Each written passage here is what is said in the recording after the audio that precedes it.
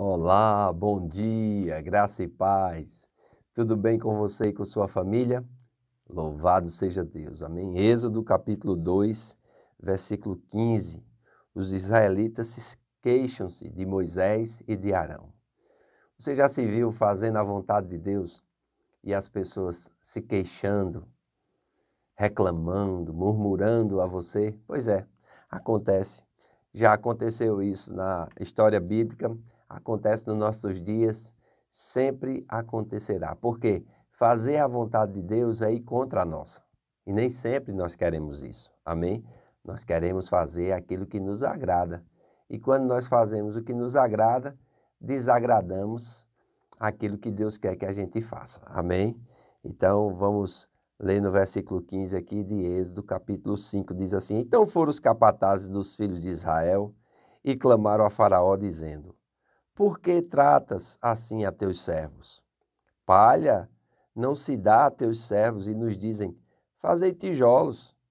Eis que teus servos são açoitados, porém o teu próprio povo é quem tem a culpa.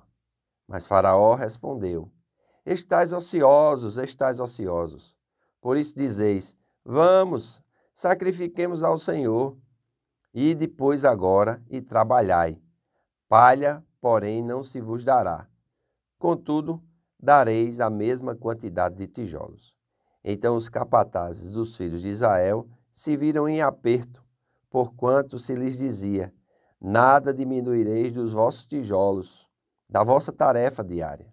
Quando saíram da presença de Faraó, encontraram Moisés e Arão, que estavam à espera deles, e lhes disseram: Olhe o Senhor por vós outros e vos julgue, porquanto nos fizestes odiosos aos olhos de Faraó e diante dos seus servos, dando-lhes a espada na mão para nos matar.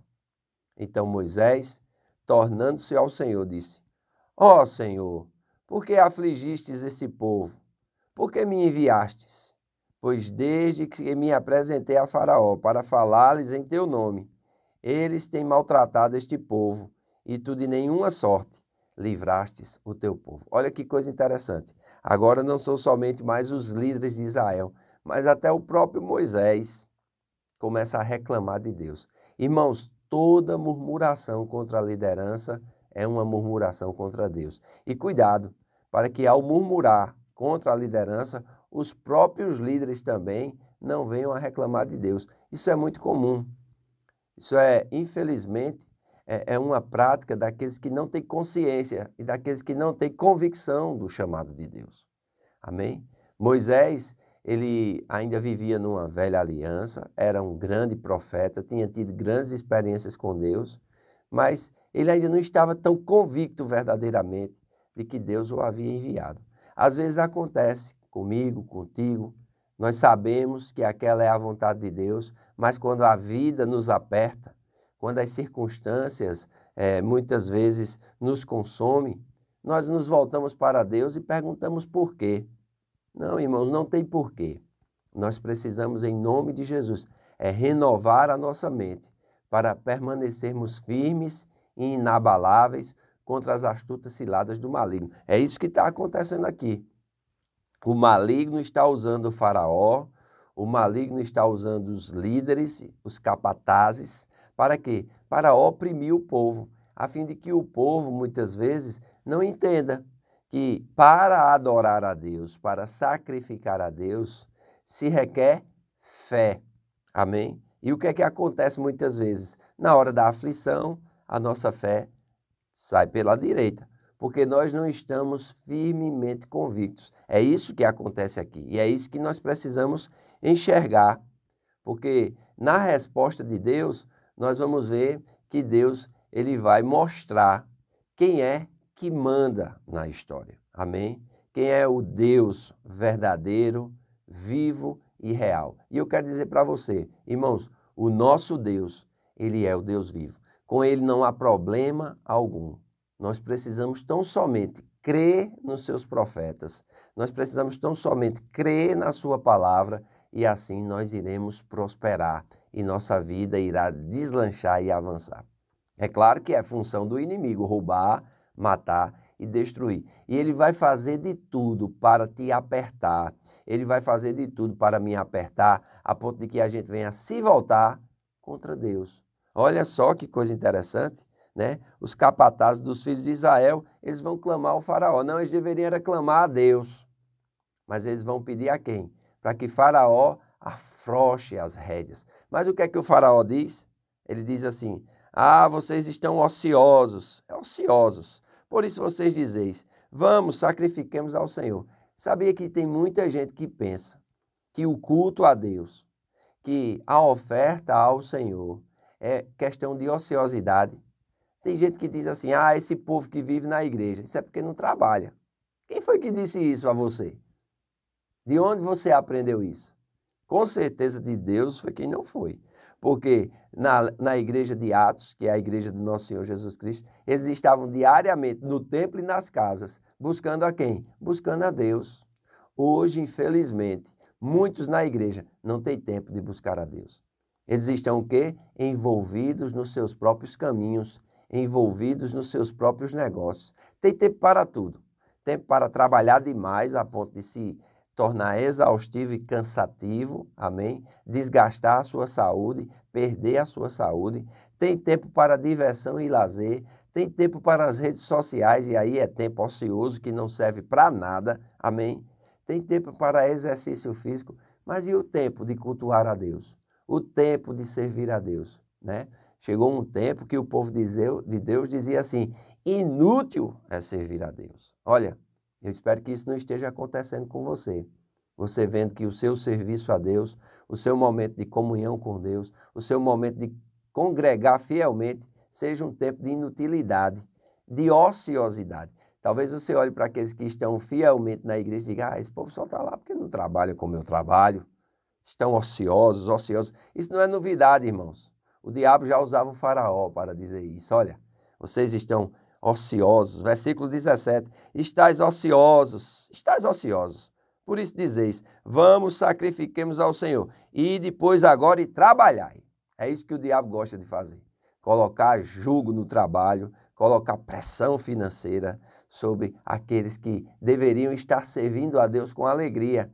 Aqueles que deveriam estar congregando fielmente, aqueles que deveriam estar presentes na casa do Pai. Estão ausentes. Por quê? Porque não tem tempo.